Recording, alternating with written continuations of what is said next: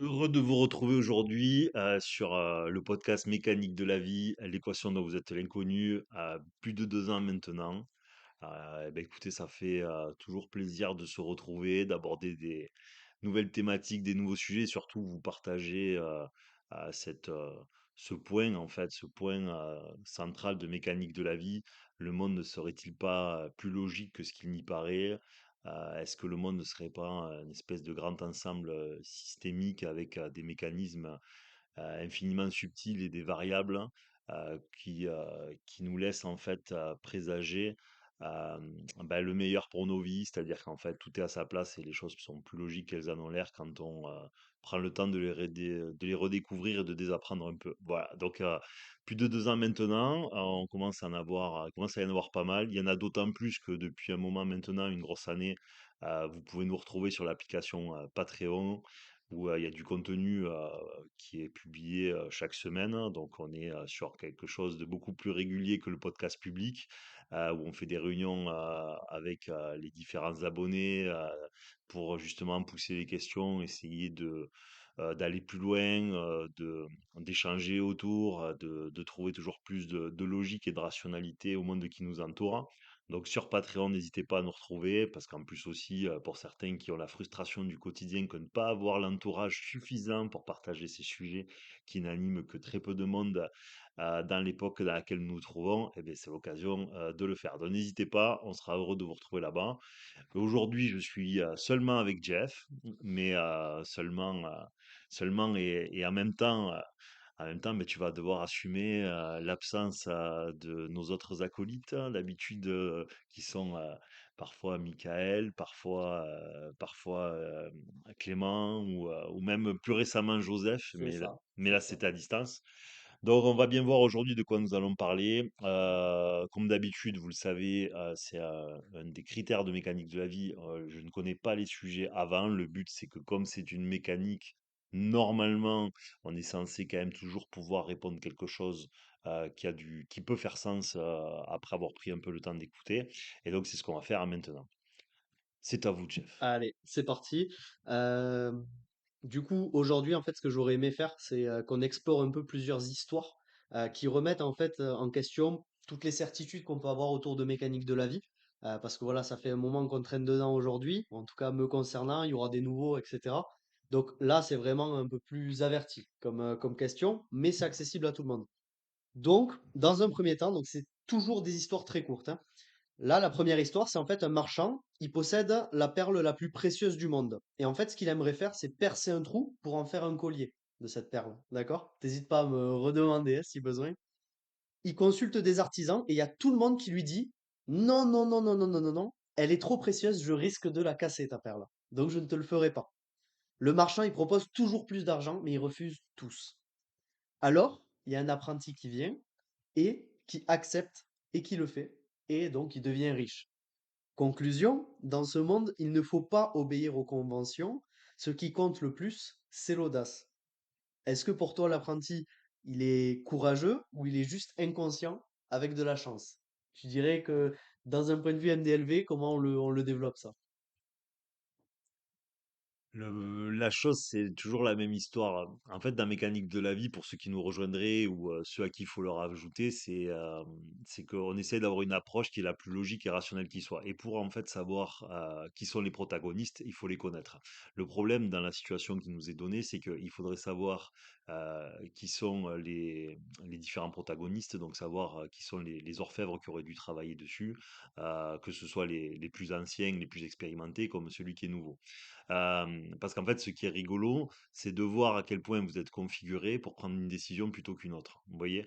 Donc, il est vrai que dans la raison et la sagesse que pourraient incarner les orfèvres qui sont plus aguerris, plus anciens, pourraient résonner chez eux, comment dire, une certaine expérience, et de cette expérience se dégagerait que la probabilité en fait d'endommager la perle Mhm. serait trop élevée pour en prendre le risque, ce qui s'appelle la raison, en fait, hein, ce qui s'appelle la raison.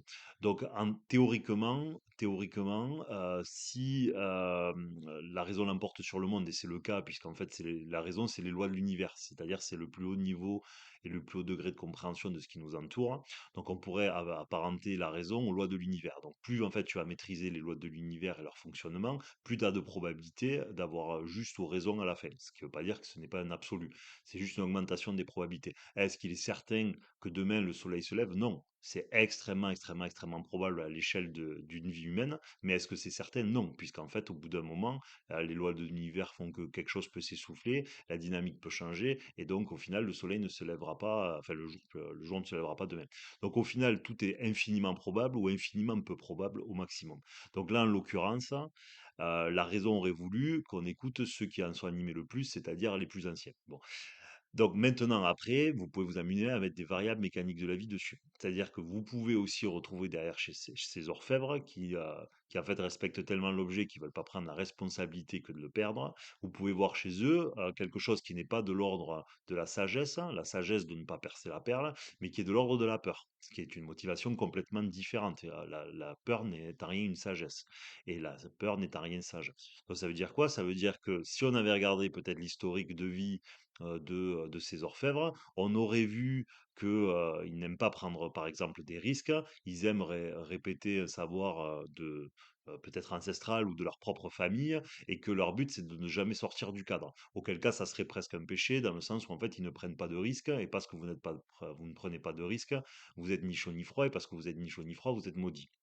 Bon, donc c'est là où ça serait intéressant. Maintenant, évidemment, la vie étant ce qu'elle est, on a besoin à un moment d'un jeune audacieux, pour parfois prendre la responsabilité que les autres ne veulent pas prendre, parce que de temps en temps, il faut justement pour que la leçon divine soit donnée, et bien qu'il y ait un jeune audacieux qui vienne expliquer, aux autres qui peut-être a été, dans une zone de confort depuis des millénaires et qui viennent découvrir qu'en perçant cette perle, au final, la perle est suffisamment naturellement, comment dire, dense Mmh. et presque fibreuse pour la percer avec sécurité. C'est comme ça souvent que l'humanité a basculé parce qu'elle a découvert, hein, quand on découvre le feu, je me souviens plus, je crois qu'il y a une histoire, mais bon, en même temps, comment pourrait-on témoigner de la véracité vu le temps qui est passé depuis? Mais c'est souvent ce qu'on va appeler le hasard. C'est-à-dire c'est un mélange, une situation malencontreuse qui va amener à des grandes découvertes.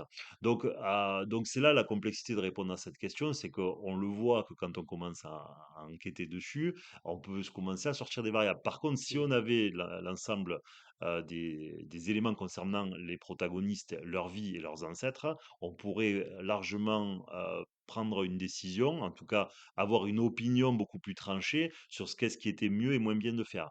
Et maintenant, évidemment, on vient avec le jeune orfèvre, hein, qui lui est plus audacieux et donc a bien voulu percer la perle. Donc lui, c'est pareil. On pourrait voir qu'il y a un besoin de reconnaissance, hein. Par exemple, chez lui, je vous dis n'importe quoi, il a un besoin de reconnaissance parce que lui, il vient pas de la classe orfèvre, mais il vient Mmh. du petit prolétariat. Et avant de faire des bijoux, en fait, ses ancêtres à lui brisaient des cailloux dans les mines, donc ils viennent d'un tout autre milieu. Et il peut avoir envie, par tel besoin de reconnaissance, de prendre des risques qui sont démesurés. Et auquel cas, il y a un manque de raison, il y a un manque de discernement de sa part, et donc ça ne serait pas préférable de prendre la décision que lui a prise. Mais par un fait de la vie, ça s'est bien passé pour lui. Mais comprenez la dynamique. Après, on pourrait, juste à ce cas de figure, on pourrait faire 30 tableaux Eh par, oui, par tête de eh pipe. oui. Mais bon, c'est juste pour donner un peu à manger et essayer de comprendre comment fonctionne la vie pour nos auditeurs et ceux que ça intéresserait.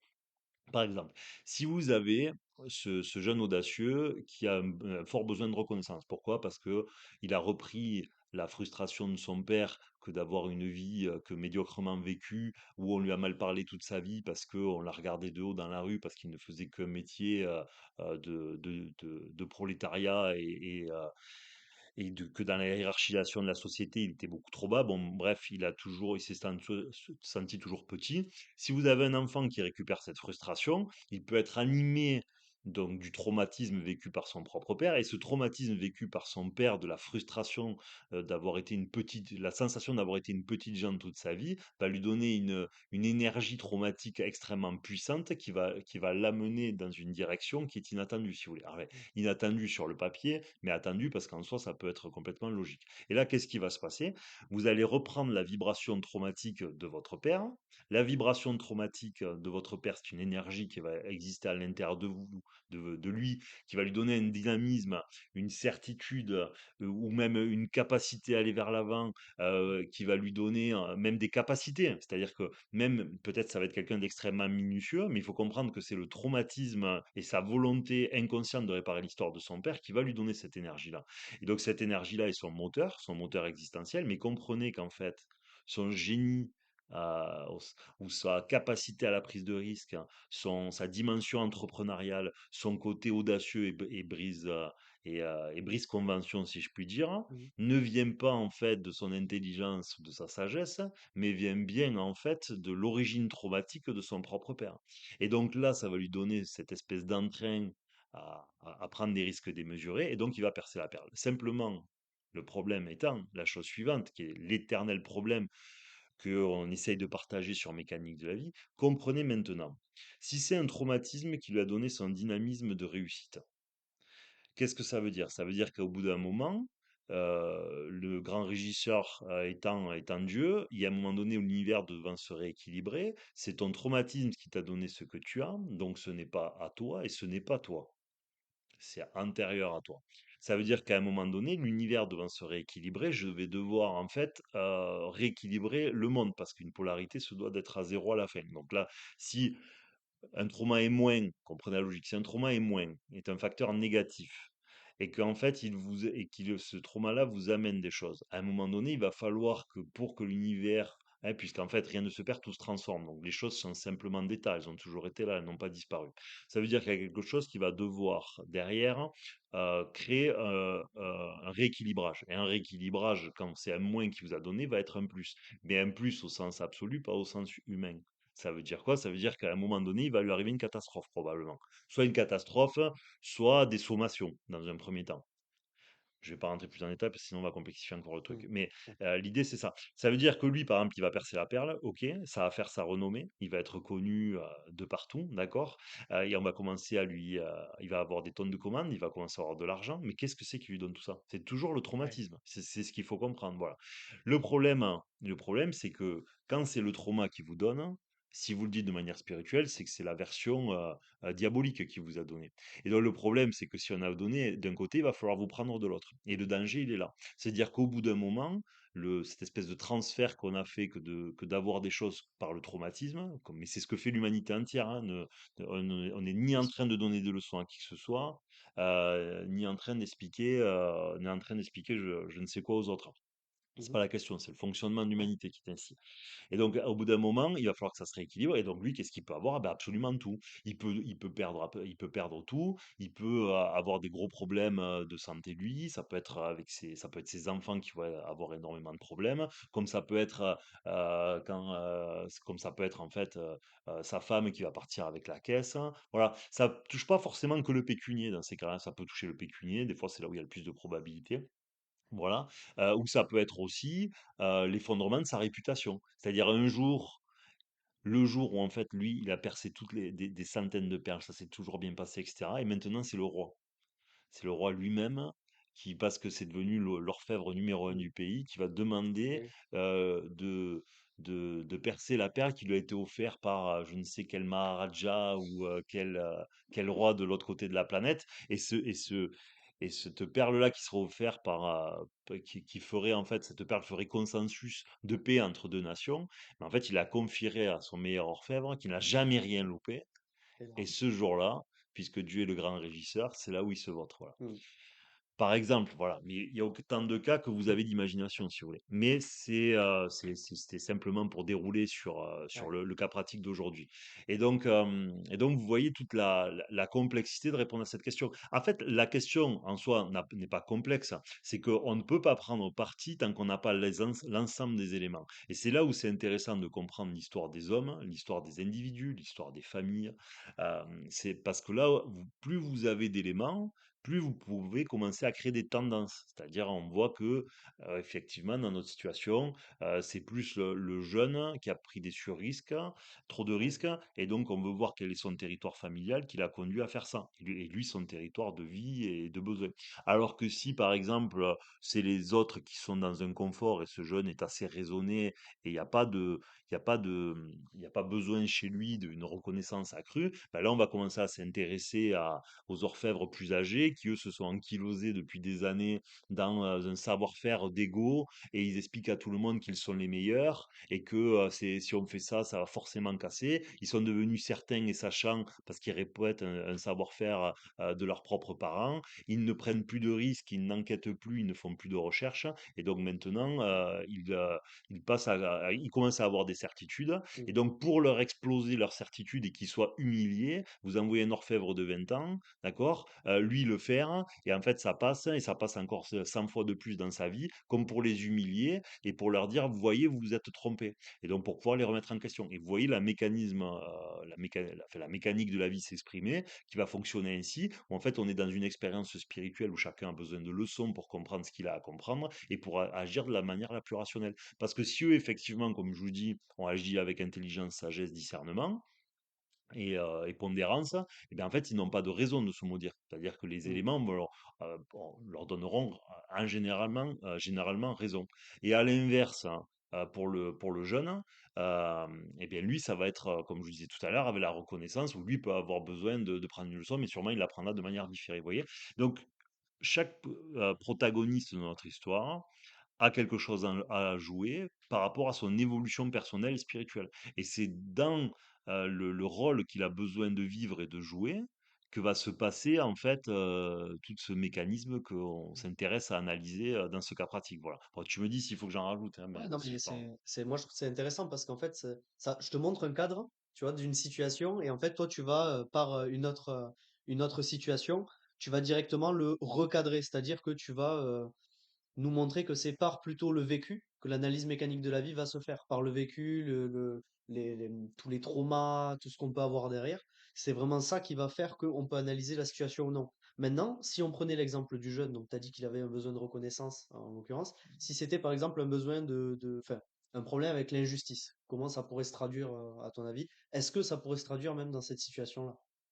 Ah bon, des fois tu en demandes trop à mon autisme, hein. Alors, par exemple, si c'est dans l'injustice. Alors oui, ça y est, c'est bon, j'ai trouvé, comme quoi ça fait le travail. En fait, par exemple, admettons, lui, il naît avec un marqueur d'injustice qu'il a récupéré de son vécu, parce que c'est toujours comme ça, hein, c'est de son vécu de jeunesse et ensuite de ses parents. Bon, on va rester sur le père, on peut prendre la mère ou le grand-père, c'est pareil, mais parce que penser que ça remonte jusqu'à 4 générations, ces choses-là. Bon, injustice. Mon père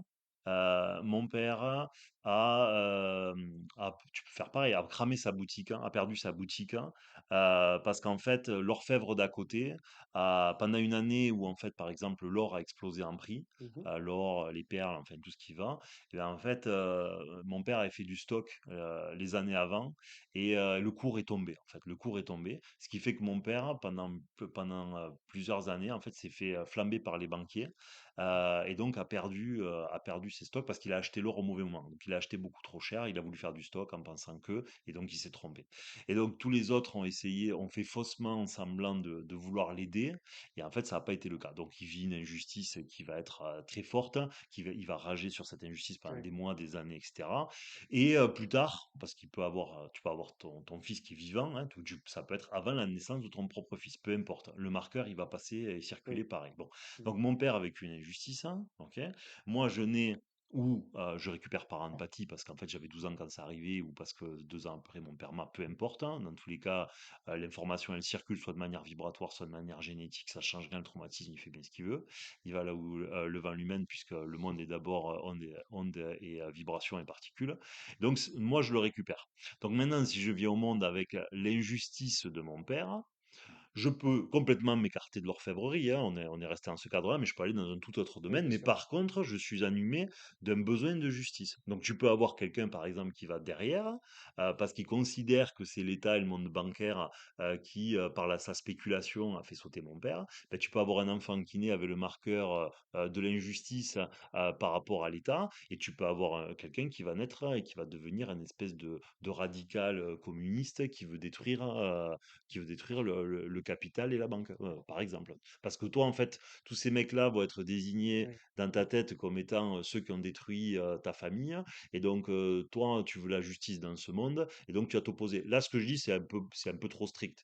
En vrai, il va surtout, la plupart du temps, récupérer de l'injustice. Et donc, en fait, dans son quotidien, qui sera pas forcément que traduit par la situation de son père, j'entends professionnellement, mmh, etc.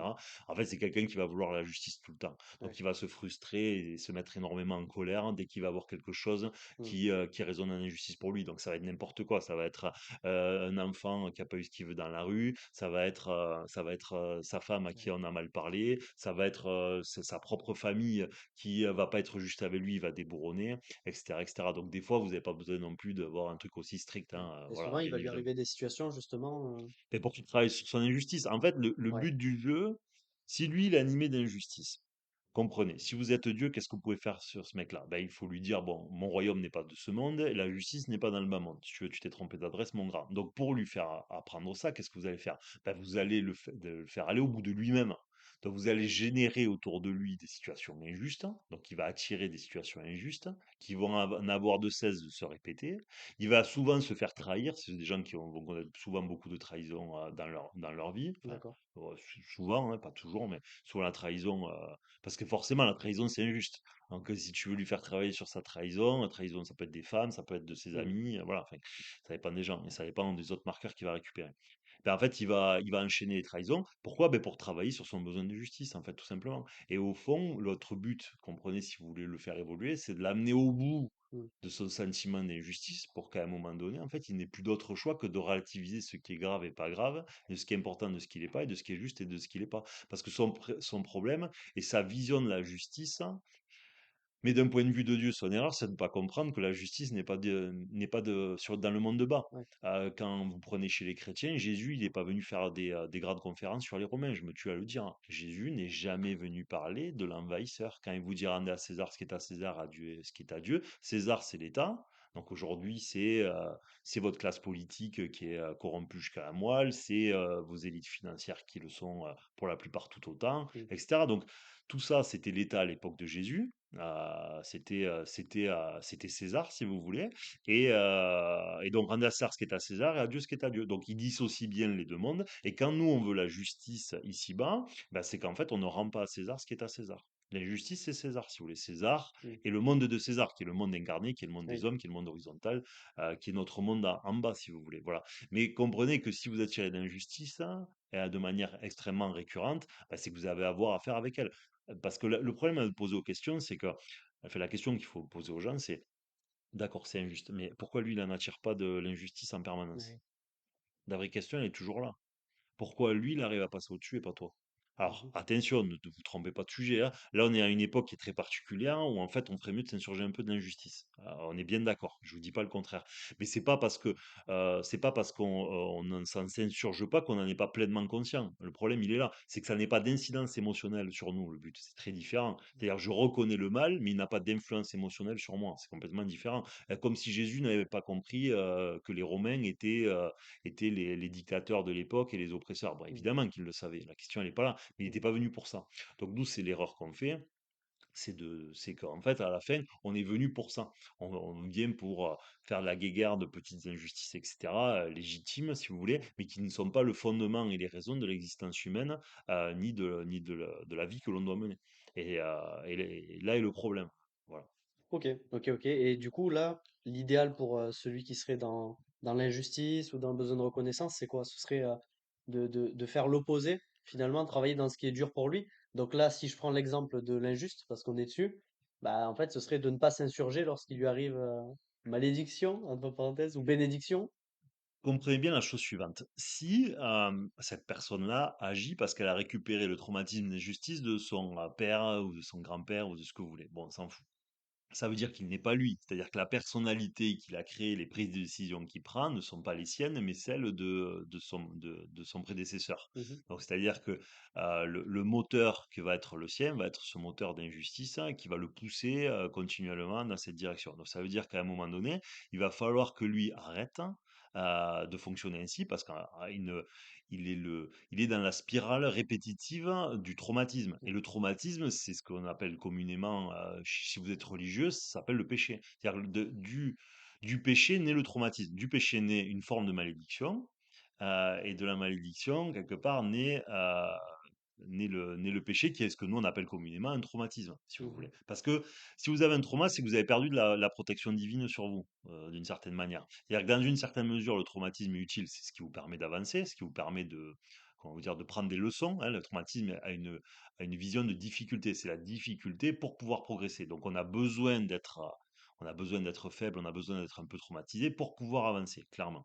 Mais à un stade trop élevé ou trop répétitif, il n'y a plus d'intérêt pour la leçon, ce n'est qu'une succession de chaos. Et c'est là où c'est délétère. Donc lui, dans son cas, doit autant que possible comprendre que le monde dans lequel il vit est un monde d'injustice. Il est là pour ça, puisqu'il est fait pour nous faire interagir, pour nous faire évoluer, pour nous opprimer, pour nous oppresser et pour nous tester. Donc pour nous tester, il faut qu'il y ait de la difficulté. Donc il est dans la logique des choses que toutes ces choses-là arrivent. Dès que lui en aura de moins en moins à faire, que les choses soient justes, et que ça fera de moins en moins écho à lui-même et qu'il arrive beaucoup plus à les relativiser et qu'en fait, il ne prenne pas part à tous les combats d'injustice, mais en fait, ça va de plus en plus le monde près de lui, hein, faut mhm, bien entendre, près de lui va devenir de moins en moins injuste parce que mhm, tu n'auras plus besoin de travailler, ton injustice puisqu'en fait, ça ne fait plus écho à ta propre histoire puisque tu t'es sevré du traumatisme qui te conditionne dans cette dynamique-là. Et c'est ça qui devrait faire. Voilà, bon, même si je le dis de manière rapide pour pas en ouais, rajouter de trop, parce qu'après oui, ça complexifie éternellement, mais l'idée, elle est là. Et vous pouvez le prendre sur absolument tous les sujets. Tout ce qui vous fait surréagir émotionnellement fait écho à votre propre histoire. Et si elle fait écho à votre propre histoire, ça veut dire qu'il y a un traumatisme. Mais ça peut être l'inverse, hein, c'est-à-dire que votre passivité, la passivité, elle va aussi trouver son origine dans les traumatismes. Ne cherchez pas l'humain. Ouais, vous êtes les descendants de millénaires de dettes hein, et de souffrances humaines hein, et traumatiques. Hein. Nous le sommes. Donc, on a tous à avoir à faire avec ça. On n'est pas un premier-né, si vous voulez, très loin de là. Donc, on a tous à avoir à faire avec ça, à des degrés variables. Mais comme certains vous allez avoir la sensation qu'ils sont moins éprouvés parce qu'il y a une forme de désintérêt, voire de déconnexion chez eux parce qu'en fait, ils ne sont pas venus dans un terreau extrêmement fertile d'évolution. C'est-à-dire que ce qu'on attend d'eux, c'est de prendre 5 degrés dans la vie, alors que vous, on en attend peut-être 1000. Voilà. Donc ne vous référez pas aux autres, ce n'est pas un référentiel. Le référentiel, c'est vous-même. Voilà. Et mhm, regardez plus ceux qui vous ressemblent que ceux qui ne vous ressemblent pas. Parce que souvent, ça va être plus instructif dans ce cas-là. Dans d'autres cas, il vaut mieux regarder ceux qui ne ressemblent pas. Euh, voilà. Donc évitez d'être animé par ça, clairement, c'est une très bonne idée. ok, ok, ok, Parce que toujours pareil, vous allez vers le chaos. Si le traumatisme vous donne votre vie, vous allez vers le oui, chaos. Vous voyez? On a traité d'un cas qu'on a partagé la semaine dernière, ou il y a 10 jours, là, sur le Patreon, où c'est une étude de cas, justement, de quelqu'un qui nous partageait son vécu. Et donc, à la fin, ça a fini, lui, par son injustice. J'espère qu'il il me reprochera pas le fait, mais bon, il n'est pas nommé. Et en plus, je sais pas si ça affiche complètement de le citer. Donc, lui, à la fin, il avait une comparution. C'est-à-dire à force de vouloir la justice, il finit par se retrouver oui, devant on appelle mm, ça la magistrature, hein, quoi, ouais. pour dire, en fait, devant la justice. Et souvent, c'est Voilà. comme ça Et d'ailleurs. et donc, il avait un procès. Et Mm, donc, quelque part, par son intérêt de comprendre la vie, il est probable qu'il se soit évité d'importantes noises, parce qu'il a essayé de comprendre comment il s'en était retrouvé là. On voyait que justement, lui, il avait énormément ça, cette espèce de besoin de ouais, justice répétitif. Il était prêt à aller assez loin pour pour que la justice, au sens que lui l'entend, et nous aussi entendons-nous, hein, soit appliquée. Donc à la fin, il passait en procès. Voilà. Et bien évidemment, si vous continuez comme c'est un traumatisme qui vous a amené tout ça, qu'est-ce qui va se passer? Ben, le but, c'est vous amener au chaos. Le but, c'est toujours vous amener à votre destruction, hein, parce que je vous le dis pour ceux qui n'ont pas compris, le diable existe, hein, le mal existe vraiment. Voilà. Si vous changez de podcast, si vous y croyez pas, parce que là, vous êtes trompé d'adresse. Voilà. Et à un moment donné, il faut dire les choses. Voilà, parce que le relativisme permanent de qu'est-ce qui est grave? Bon, mais t'abandonnes pas ton enfant sur l'autoroute, hein, Ouais. et tu violes pas des gosses. Voilà, Mmh. c'est comme ça, c'est dans l'ordre des choses. C'est pas nous qui avons fait les règles. Si vous pouvez pas avoir ça et que vous voulez faire du relativisme, bon, ben, vous êtes trompé de podcast. Hein, n'hésitez pas à changer d'adresse. Voilà. Donc, en tout cas, le mal existe. Et donc, à la fin, il avait de grandes chances, s'il ne changeait pas sa trajectoire, comprenez-le, d'aller vers. Alors, il n'allait pas finir en tôle, hein, au vu de ce qui arrivait, mais il aurait pu avoir une amende très élevée. Il aurait pu avoir un bracelet, probablement, parce que c'était pas la première fois. Et donc, sauf qu'en comprenant, il s'est calmé, il a essayé de comprendre ses processus à lui. Et le juge, d'ailleurs, le lui a dit. Il a dit, écoutez, on était parti pour vous filer le maximum Mmh. de ce qu'on pouvait, parce que vous étiez, au vu de votre passif, vous étiez en récidive. C'est pas quelqu'un qui fait des malfrats, hein, on n'est pas Oui. sur ce, c'est pas ça, hein, c'est quelqu'un qui veut que la vie soit juste, d'accord? Donc ça n'a rien à voir. Il se retrouve devant la justice parce qu'il veut la justice, hein, comprenez le paradoxe, voilà. Et donc c'est vrai que ça aurait pu lui coûter cher, financièrement surtout, et surtout dans ses projets à venir, parce qu'en plus il avait des projets dont une condamnation l'aurait complètement bloqué. Voilà. Et c'est comme ça que la vie fonctionne. C'est-à-dire que vous allez dans votre logique traumatique aller Mmh. jusqu'au bout, jusqu'à tout faire sauter. Voilà. Ce qui ne veut pas dire qu'après vous n'allez pas vous relever, mais le but, c'est, comprenez, c'est que le but, c'est de prendre la leçon sans redoubler 40 fois. Oui. Le but de la vie, elle est là, si vous voulez. Parce que le problème, c'est pas d'avoir 22 moyennes quand on fait un contrôle. Le but, c'est d'avoir compris la leçon pour pouvoir passer à la suivante. Et qu'est-ce qui se passe quand vous ne comprenez pas la leçon? Ben, vous avez tendance à travailler d'autant plus pour pouvoir récupérer le retard, ou sinon à la fin vous allez redoubler. La vie est ainsi faite. Si vous n'avez pas compris comment traiter votre injustice, ben, en fait votre besoin d'injustice et la colère que ça va animer va être répétitive et va continuer inlassablement de se représenter dans votre vie jusqu'à temps que vous ayez pris en compte la leçon. Mmh. Voilà. Sinon à la fin, qu'est-ce que vous allez faire? Vous allez être puni, vous allez être sanctionné, Ouais. et donc votre vie va devenir de plus en plus chaotique jusqu'au redoublement. Et donc, qu'est-ce qui va se passer? C'est-à-dire qu'un truc que vous auriez pu traiter, je vous dis n'importe quoi, bon là on parle de gens qui, on va se construire toute une vie derrière ces choses qu'on est en train de dire. Mais comprenez que une fois que vous avez compris, si la même chose, vous pouvez la traiter je dis n'importe quoi, une journée, alors qu'avant vous auriez mis 5 ans, mais c'est extraordinaire. Ça ne veut pas Mmh. dire que vous souffrez plus, ça ne veut pas dire qu'il vous arrive plus rien, mais ça veut dire que vous avez divisé le traitement du problème par 50, par 200, par 500, par 1000, par 3000. Donc c'est énorme. Vous comprenez? C'est comme ça qu'il faut voir les choses. C'est pas que le monde devienne parfait, c'est que le monde, vous devenez un adapté. Ce que vous mettiez énormément de temps à faire, c'est ce que vous allez le faire très rapidement. C'est ce qui se passe avec un très bon pêcheur et un mauvais pêcheur. Est-ce que ou un bon joueur de poker et un mauvais joueur de poker? Un mauvais joueur de poker peut-il gagner un bon joueur de poker? Mais évidemment, évidemment, un soir, vous pouvez gagner. Si le jeu a décidé ce soir-là que ça serait vous, vous allez Mmh. gagner un très bon joueur de poker. Un mauvais pêcheur peut gagner si la rivière ce jour-là a dit, ben, en fait, ils seront pile à l'endroit où tu t'es mis. C'était pas le plus rationnel, mais parce que le soleil a tapé là, ils ont voulu s'abriter ici, ou parce que tu sais pas, mais il y a un mec qui a pâté la veille et ça s'est calé sous ce rocher, ils étaient là. Ben, en fait, c'est pareil, le mauvais pêcheur peut gagner pour le pêcheur. Mais rationnellement, dans, de 80, 90, 95% des cas, on s'en fout. Mmh. D'avoir agi avec rationalité vous offre les portes de la vie, vous offre les portes de la vie et du paradis terrestre, si je puis dire, c'est-à-dire de se faciliter notre condition. Voilà, et c'est le but ici. C'est-à-dire que le but, c'est pas d'être de toujours avoir du poisson. Le but, c'est de devenir un bon pêcheur de la vie. Hein, voilà. Et donc, plus vous allez comprendre ces phénomènes, Mmh. plus en fait le chaos va glisser sur vous, ou moins vous attirerez du chaos, vous attirerez des choses plus faciles, des gens qui sont plus compatibles avec vous, ou les mêmes gens qui étaient incompatibles avec vous vont changer de comportement. Parce que, inlassablement encore, ceci est à rappeler, vous voyez bien que vous n'êtes pas exactement pareil vis-à-vis de vos amis, ou de votre compagne, ou de vos parents, vous n'êtes pas exactement toujours la même personne avec tout le monde, comme vous voyez bien à votre travail que, par exemple, un patron ou un client n'est pas toujours le même en fonction des gens qu'il a devant lui. Donc si un patron, quand il rentre voir ses salariés et qu'il en a 50 dans l'entreprise, a 3, 5, 8 comportements différents en fonction d'eux, ben ça veut dire quoi? Ça veut dire que ce que nous sommes réagit avec ce qu'est l'autre. Donc ces 2 chimies qui se rencontrent et qui en se rencontrant créent, un résultat différent. Et donc ça, il faut vraiment le comprendre. C'est-à-dire que nous ne sommes pas complètement nous au sens que nous l'entendons. Il y a des variables et ces variables, il faut les comprendre et c'est pour ça que quand vous changez, vous allez avoir les gens autour de vous qui, à des moments, vont changer aussi. Quand vous pensez: «Oui, mes parents, oui, mes enfants, ils sont comme ça», non. Ils sont ce qu'ils sont en fonction de ce que vous êtes. Si demain je vous enlève, je mets une autre personne à votre place, ils ne seront pas pareils. Donc est-ce que c'est vous ou est-ce que c'est eux qui sont comme ça? Bah, c'est vous. Voilà. Et ça, c'est un truc qui est logique, mais auquel on ne fait absolument pas attention. Alors qu'en fait, tout le monde est à même de constater Ouais. ce truc-là.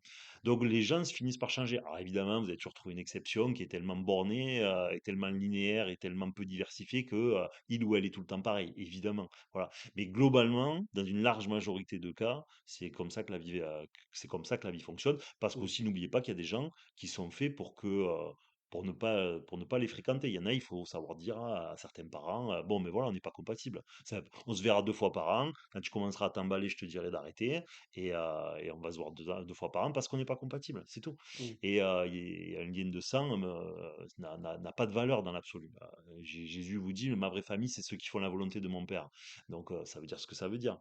Mmh. Ça veut dire que le sang n'a pas de valeur absolue. Ça a une valeur tendancieuse. C'est-à-dire qu'il faut plutôt faire plus attention et plus facilement pardonner quand il y a des facteurs de sang, mais que ce n'est pas un gage d'éternité, loin de là.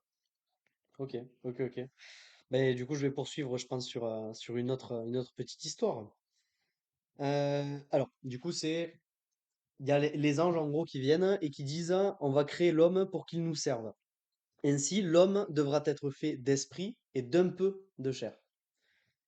Dieu y répond, non, je veux que l'homme soit tout entier chair, tout entier plaisir. Pourquoi? Parce que cela permettrait à l'homme de pécher, et plus ils pécheront, plus ils acquerront de la sagesse et de la connaissance. La conclusion qu'on pourra en tirer, c'est qu'en gros, plus on brise les règles, plus on apprend. Le péché est porteur d'enseignement et c'est probablement, pardon, la seule chose que Dieu enfin, ne peut pas faire, pardon, mais que nous pouvons faire pour lui presque. Ok. Qu'est-ce que, par rapport à Mécanique de la vie, qu'est-ce que tu en tires de ça? Est-ce que pour toi, par exemple, pécher, c'est quelque chose de presque à valoriser aujourd'hui? Parce que j'ai pas l'impression que ce soit très valorisé dans le culte religieux, on va dire, du quotidien, quoi. Non, en fait, il faut comprendre, faut séparer la philosophie, comment vous dire, il faut séparer la philosophie comment on pourrait dire, Il y a péché et péché, quoi. ouais, il faut séparer tout ça. Sinon, en fait, ça perd de sens. Il faut comprendre que il y a une logique à ce que le péché existe. Le péché au sens spirituel, c'est ce que nous on va appeler communément l'erreur. Voilà, c'est Mmh. l'erreur. Mais des fois, on a l'impression que c'est pas une erreur et c'en est une. Ou ce qui n'était pas une erreur il y a Exact. 200 ans est devenu une erreur aujourd'hui et inversement. Donc ça veut dire que l'erreur est variable en fonction du pays, de la civilisation dans laquelle on va se trouver, et de la religion, etc. Bon. Donc ça veut dire que le péché à la base a une origine, enfin une raison d'être, c'est qu'il a un intérêt d'apprentissage. Il va Mmh. permettre l'apprentissage. C'est-à-dire qu'on va être créée une nature imparfaite qui est l'humain, cette espèce d'être hybride animé à la fois de passion et à la fois de raison, hein. Donc, il va être deux grands opposés, deux polarités différentes, qui en les opposant va pouvoir découvrir le vrai du faux, le bon du mauvais, le bien du mal. Bon, ça c'est l'éternel. Donc le péché va avoir ce magnifique attribut, c'est de permettre, en se trompant, de découvrir ce qui est mieux et moins bien. Voilà, et sur le long terme, de plus en plus. Simplement, le problème, donc il a un intérêt pour élever les consciences. Donc, initialement, quand tu démarres ton jeu vidéo, ça équivaudrait à dire, bon, je vais créer l'incarnation, ça va être tout lisse. Tout lisse, tout plat, pas d'interaction. Donc, imaginez 2 secondes, même les filles qui sont moins jeux vidéo, un jeu vidéo dans lequel, en fait, votre seul truc, c'est d'appuyer vers la flèche du haut et d'avancer tout droit et il ne se passe rien. Quel est l'intérêt? Mmh. Il n'y en a aucun. D'accord? Il y en a aucun, à part se lasser et espérer qu'il y a un trou Ouais, qui arrive les pour, mises à pour jour. arrêter. Mmh. Voilà, ouais. À part attendre les mises à jour, il n'y a pas d'intérêt. Donc maintenant, pour que votre que ça devienne marrant, que votre personnage évolue, qu'il y ait des interactions et qu'il y ait une dynamique d'apprentissage et une dynamique de création et de créativité, il va falloir qu'il y ait des interactions, il va falloir qu'il y ait des choses qui se passent. Pour qu'elles se passent, on va faire quoi? Des trous, des boss, hein, d'autres personnages, des animaux ou des trucs imaginaires, des nuages, que le climat change, que le sol devienne dur, qu'il devienne boueux, qu'il devienne neigeux. Ouais, Bon, la genèse, la ouais, la genèse. genèse, voilà, on va appeler ça la genèse, ouais, si vous voulez. Appelons ça la genèse. Donc là, c'est là où ça devient rigolo. Donc, le péché a un intérêt initialement dans le jeu, c'est qu'il vienne amener du relief à votre expérience. Donc c'est en ça que le péché est logique, si vous voulez. Il vient amener du relief à l'expérience parce que le but étant de légitimer des illégitimes. Nous sommes des illégitimes, hein, nous sommes les humains, nous sommes une race extrêmement capable d'une très grande médiocrité, mais qui a une grande force, c'est être capable de s'élever. Ce qui est sa grande singularité. L'humain a une grande capacité d'évolution, même si certains s'évertuent à dire qu'il n'a pas changé, mais parce qu'en fait, il manque deux, trois paradigmes sur lesquels on pourrait discuter longuement pour voir pourquoi en fait c'est logique.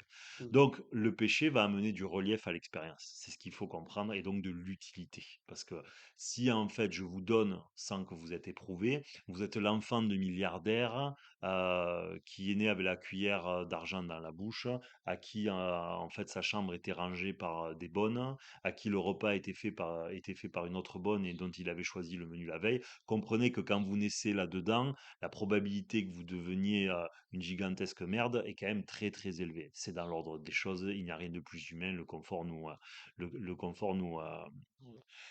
détruit d'une certaine manière. Donc c'est la même chose. C'est la même chose, on a besoin d'être éprouvé pour avoir la pleine mesure de ce qui nous est donné, hein. Le fils de milliardaire va avoir beaucoup moins la mesure et la valeur des choses que Mm. quelqu'un qui va naître dans une autre adversité, qui va avoir une valeur travail, de ce qui est important ou pas dans la vie. Voilà. C'est normal. Et donc, tout ça pour dire donc, en fait, que le péché va Mhm. permettre de légitimer des illégitimes. Pourquoi? Parce que comme vous allez galérer, comme ça va être difficile, comme vous allez être testé, ben, en fait, ce que vous allez recevoir aura d'autant plus de valeur parce que vous aurez la valeur de la difficulté, la valeur des choses, parce que vous l'aurez vécu dans votre cœur, dans votre tête et dans votre chair Mhm. et avec les autres. Et l'intérêt est là et, euh, et c'est ce qu'il faut garder à l'esprit. Voilà, donc le péché avait un intérêt de manière originelle, c'est là où je voulais en venir, enfin à la base du jeu, évidemment. Maintenant, nous Mhm. sommes plus au départ du jeu. Ça commence à faire quelques siècles que l'humanité se côtoie, si je puis dire. Et donc, qu'est-ce qui se passe? Quand vous faites ce qu'on va appeler une dette, hein, quand vous faites une erreur, qu'elle soit, parce que bah, attention, vous pouvez faire du péché au sens du péché que tout le monde entend, vous pouvez faire des choses qui vont être un péché, mais qui ne sont pas entendues comme étant un péché. J'entends par là, vous avez mal compris une situation, Oui. d'accord? C'est pas intentionnel, vous saviez pas. Mais comme vous savez pas, vous manquez de conscience. Quand vous manquez de conscience, c'est un péché, puisque Dieu est la conscience supérieure dans l'absolu. Donc celui qui comprend tout, qui sait tout, qui voit tout, qui entend tout, qui est partout et pas. Bon, bref, vous m'avez Oui. compris. Donc ça veut dire qu'en soi, de pas tout comprendre est un péché. Et tout comprendre est un péché aussi. Voilà. Pourquoi? Ouais, parce que c'est logique, vous êtes incarné. Oui. En fait, il Oui. faut que vous puissiez tout imaginer, mais en même temps être incertain de tout. En fait, il faut que vous ayez une pensée de probabilité permanente. Mm. Voilà. Non, je vais pas aller plus loin parce qu'après, ce podcast qui va être vraiment exagéré après. Donc, voilà, c'est l'idée. Pensée de probabilité. Donc une fois qu'en fait nous, donc maintenant comme je vous disais, excusez-moi pour le côté décousu, vous arrivez à cette époque, parce qu'en fait pour parler d'un sujet, il y en a 30 derrière évidemment, sinon c'est pas drôle, mécanique de la vie. Et bien pour que vous puissiez, zut, du coup j'en ai perdu le fil. Ouais, tu décrivais les péchés plutôt du coup liés au causal, au traumatisme. C'est ce que Euh, donc voilà, donc nous, comme ça fait longtemps que nous côtoyons les humains, ça veut dire quoi? Ça veut dire que les erreurs qu'ont fait nos prédécesseurs, vous êtes reliés à eux Mhm. génétiquement, vibratoirement. Mais même sans aller dans le vibratoire, génétiquement, nous sommes reliés à nos prédécesseurs. Ça veut dire quoi? Ça veut dire que comme les traumatismes ou le péché, c'est le même mot dans le fond, pratiquement, va imprimer notre ADN, notre gène. Vous allez retrouver de descendant en descendant les erreurs de vos prédécesseurs dans votre génétique, dans votre bagage génétique. Ça veut dire quoi? Ça veut dire que le péché se transmet de génération en génération. Les dettes, les erreurs ou les apprentissages qui ne sont pas faits, et les plus douloureux, se donnent de génération en génération. Ça veut dire que nous sommes dans une spirale de répétition causale, hein, c'est une Mhm. causalité, il y a une cause, hein, qui est ce qui s'est passé pour mes prédécesseurs, va venir se répéter chez moi, va se répéter chez mes enfants, et inlassablement. Jusqu'à temps qu'il y en ait un qui comprenne et qui puisse changer de trajectoire. Mmh. C'est le solde du péché, d'une certaine manière, ou c'est le solde de la dette, si vous voulez. Mais qui a un intérêt, évidemment, qui est d'évoluer. D'accord? Donc il y a un côté très négatif, au sens que nous l'entendons, mais il y a un côté très positif, ça nous permet de travailler, ça nous permet d'évoluer. Bon, maintenant, comme ça se donne de génération en génération, nous arrivons à un stade, comme je vous dis, où maintenant cette spirale-là doit toucher à sa fin, parce que ça fait des millénaires que, à force de nous transférer des péchés et des dettes, hein, ben nous arrivons à un moment donné où c'est tellement puissant Mmh. que la lumière manque cruellement sur Terre. C'est-à-dire, nous sommes tellement tous plus libres, parce que tout ce que nous faisons, nous agissons dans la causalité, c'est-à-dire dans la souffrance de nos prédécesseurs et de nos ancêtres, qu'en fait, nous n'avons pas de marge de manœuvre. Nous avons très peu de marge de manœuvre. Vous avez très peu de libre arbitre parce que nous sommes la souffrance humaine. Nous sommes les descendants de la souffrance de nos prédécesseurs, de notre propre, qui Ouais. créent des conditionnements tellement importants que nous avons une amplitude de liberté et de choix réels. Pas parce que vous avez le sentiment de choix que vous avez choisi. D'accord? S'il y a écrit que s'il y a écrit que, en fait, vous allez réagir à toutes les injustices, hein, et que, de ce fait, vous choisissez votre compagne en fonction de ça, inconsciemment, votre métier en fonction de ça, votre localité, et cetera, et cetera. En fait, votre vie a été choisie par vos marqueurs traumatiques, Mmh. pas par vous. Donc c'est ce qu'il faut comprendre. Donc le but maintenant de l'humanité, à mon sens, ça va être de comprendre ces phénomènes de répétition pour que l'humanité et dont les individus retrouvent leur liberté et pour ne plus agir de manière causale, mais de manière libre. Parce que pour l'instant, à mon sens, le libre arbitre est pratiquement à zéro pour l'humanité. Il va directement dans un futur qui est déjà écrit par lui, parce qu'en fait son présent, découle de son passé. Donc passé, présent, futur sont un. C'est une même ligne parce que nous sommes dans la spirale répétitive, voilà, qui était l'invitation des grandes religions. C'est-à-dire Mmh. Jésus vous dit: «Exorcise-toi», ça veut dire: «Sors de la spirale causale et de la spirale du péché», qui est une spirale, en fait, de répétition traumatique familiale. Mmh.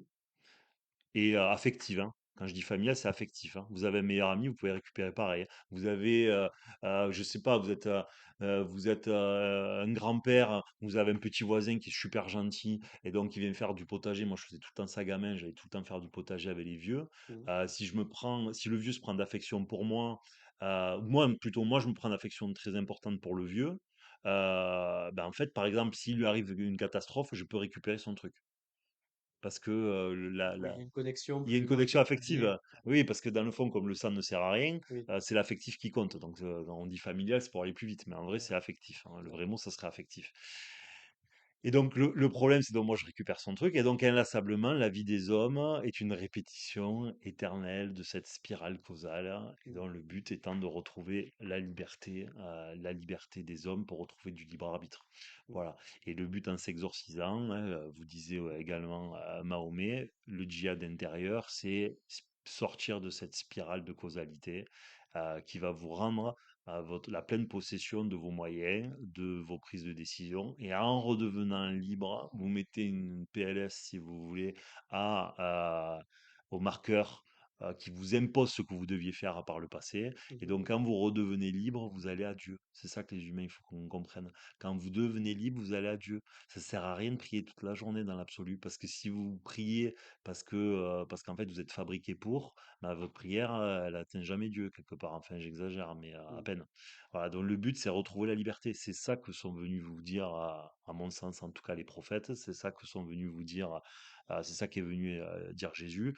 Et c'est parce qu'en fait nous ne l'avons pas compris que nous allons dans le carton.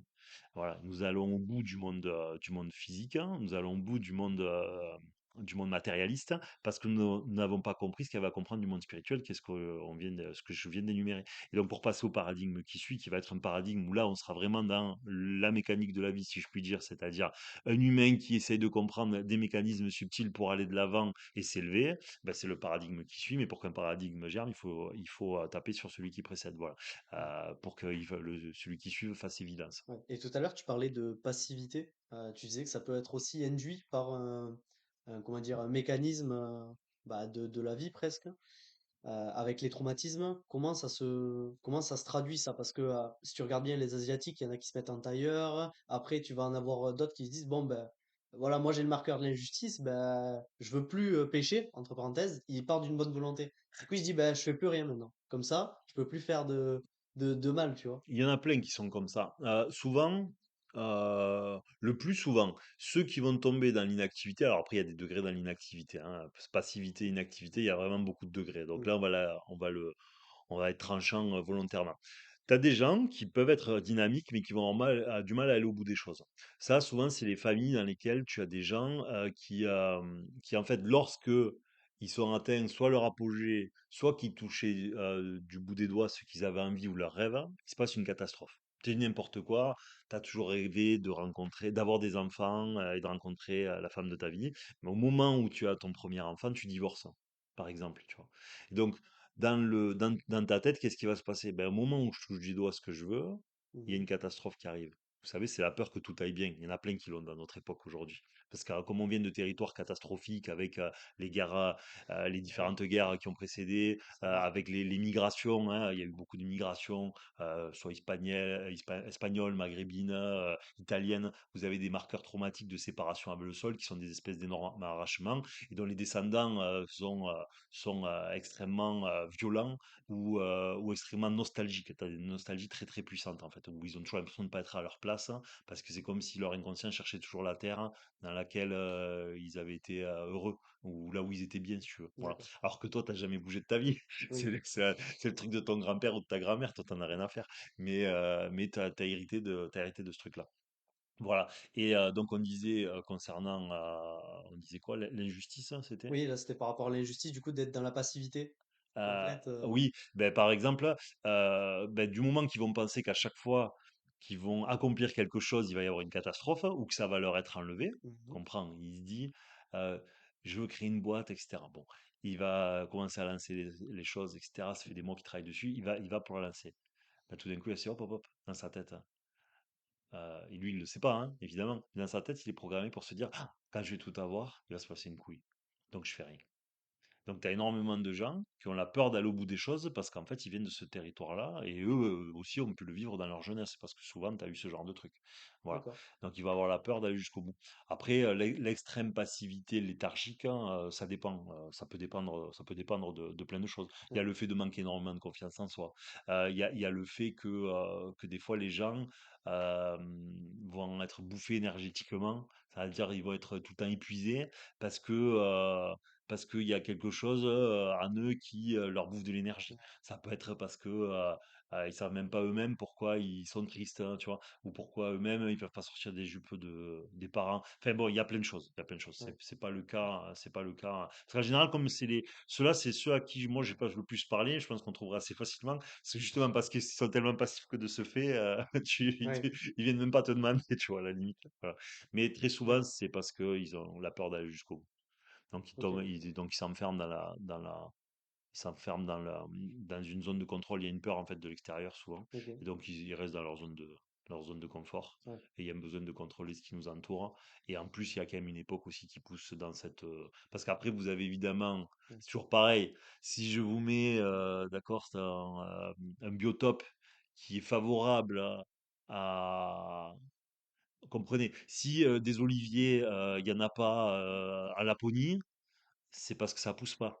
Donc ça veut dire qu'il y a des biotopes qui sont favorables à certaines Bien sûr. espèces plutôt qu'à d'autres. Donc si notre biotope a tendance à pousser vers la fainéantise, donc l'époque et enfin, le pays, son fonctionnement, l'époque a tendance à pousser vers la fainéantise, comprenez que ça va d'autant plus appuyer sur les marqueurs et donc sur les graines favorables de notre vécu et ceux de nos ancêtres qui sont favorables à la fainéantise ou à la léthargie. C'est dans l'ordre des choses. Voilà, puisque le biotope est favorable à ça. Mhm. Donc évidemment, ça va augmenter les probabilités que une, une histoire familiale s'exprime plutôt qu'une autre. Voilà. Ça c'est bien évident, c'est dans l'ordre des choses. Parce qu'il y a la réalité, de ce qu'on se donne de génération en génération, et puis après, il y a le biotope dans lequel je te mets, qui va faire que l'expression de ce patrimoine vécu va s'exprimer différemment. Un peu comme l'exemple que tu disais, le père riche et le fils, du coup, enfin, le père était pauvre mais il est devenu riche et le fils vit du coup dans une. Voilà.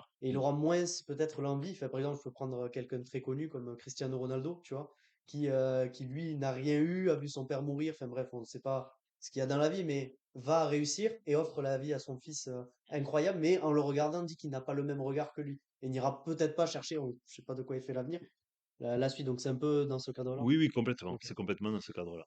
D'accord, d'accord. Mais comme tout, hein, si tu mets, si j'escampe une graine de tomate sur du goudron, bon, il va rien se passer. Hmm, Voilà. Sauf si le vent la souffle ou qu'un animal la prend, il va l'escamper sur un terreau. Donc, c'est-à-dire que le terreau et la graine vont, parce que si la graine, admettons que la graine soit, admettons que la graine soit l'individu. Tu es mhm. une graine, je suis une graine, Ouais, vous êtes des graines, merci.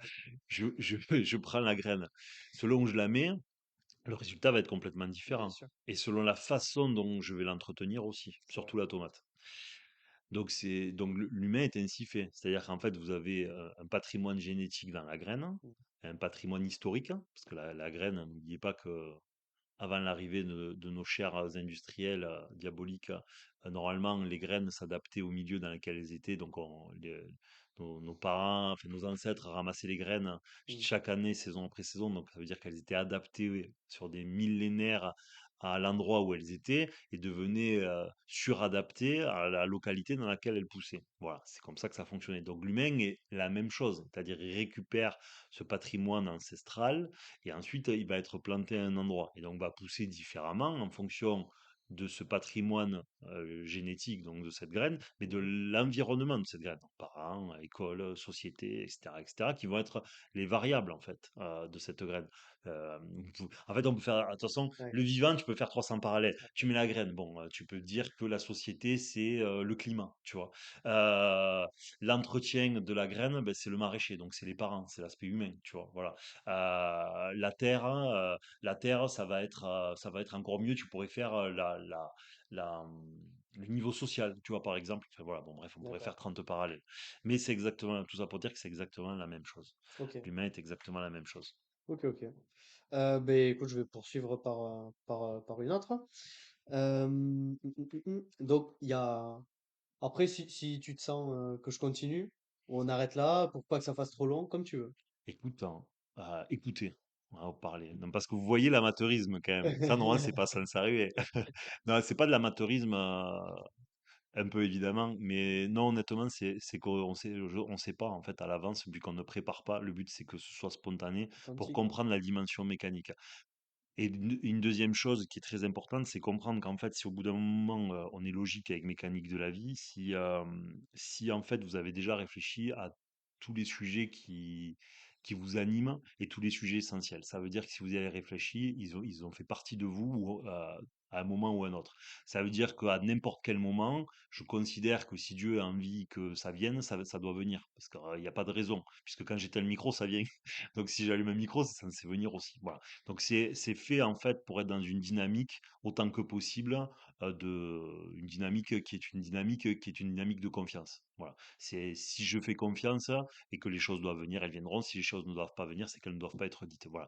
Donc c'est plus philosophique hein, que rationnel au sens qu'on prépare une interview puisqu'on ne prépare pas les interviews comme vous le savez. Donc c'est la raison pour laquelle il y a ce comment on appelle ça cet aléa Ah, cet moi, je trouve que aléa. c'est authentique, hein, c'est très bien. Ouais, bah écoute, peut-être certaines partageront peut-être pas ton opinion, mais en tout cas, je leur aurais donné à ceux qui ne le savent pas la raison philosophique pour Exact. laquelle en fait on fait comme ça.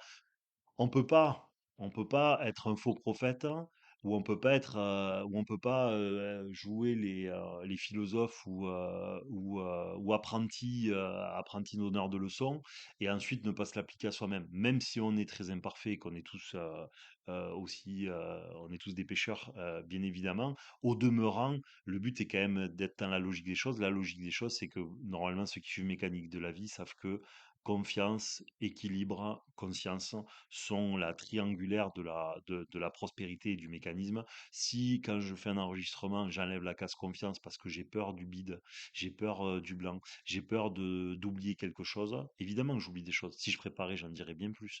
Mais je considère que ce qui est dit et ce qui devait être dit, et l'important, c'est d'être en phase avec les lois de l'univers et pas en phase avec les rudiments de la société qui imposent des codes et des standards de préparation parce que nous en sommes arrivés là après des millénaires.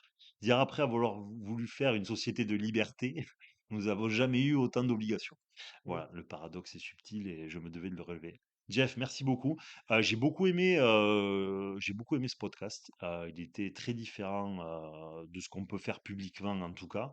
On est arrivé à faire de la philosophie, mais extrêmement applicative, hein, j'ai trouvé. Peut-être que c'est un sentiment qui n'est pas réel, mais j'ai eu l'impression que c'était très intéressant. Donc, c'est super. J'espère que ça vous plaira. Pensez, vous likez pas assez, vous commentez pas assez. Donc likez, commentez si vous le voulez bien pour le référencement et bout de mécanique de la vie. Alors je sais, il n'y a pas de musique de fond, je sais, il faut réfléchir beaucoup. On sait tout ça, on sait qu'on pourrait faire plus attractif, on sait que réfléchir aujourd'hui, c'est pas divertissant. Mais, mais C'est porteur d'enseignement. c'est porteur d'enseignement et puis au moins ça sélectionne des gens qui ont envie d'être responsables. Et le mal de notre époque est l'irresponsabilité individuelle et collective totale. Donc ça pousse dans une direction que je trouve salvatrice et très bien. Donc pensez, likez, commentez. Merci beaucoup. Retrouvez-nous quand vous voulez nous écrire. Donc Instagram, sur notre site, donc mécanique de la vie, mécaniquedelavie.com. Pour ceux qui veulent plus de contenu, plus de choses, il se passe plein de trucs, c'est sur Patreon. Sur Patreon, il y a beaucoup plus de contenu, il y a des interactions, on fait des cas pratiques, on fait des réunions ensemble. Les premiers abonnements, c'est 5 € par mois, même gratuitement, vous avez accès à quelques petits trucs quand même, on vous en laisse pour vous faire plaisir. Et si vous voulez nous soutenir, n'hésitez pas à prendre ces abonnements, il n'y a pas d'engagement. C'est même pas le prix d'une séance de psy annuelle au final, quand on y réfléchit. Et je sais qu'il y a je sais qu'il y a de quoi s'exorciser Ça, dans, c'est sûr. dans ce, dans ce truc-là, sur ce Patreon. On vous remercie à tous de nous suivre, que vos vies soient belles, hein. Très bientôt sur Mécanique de la vie.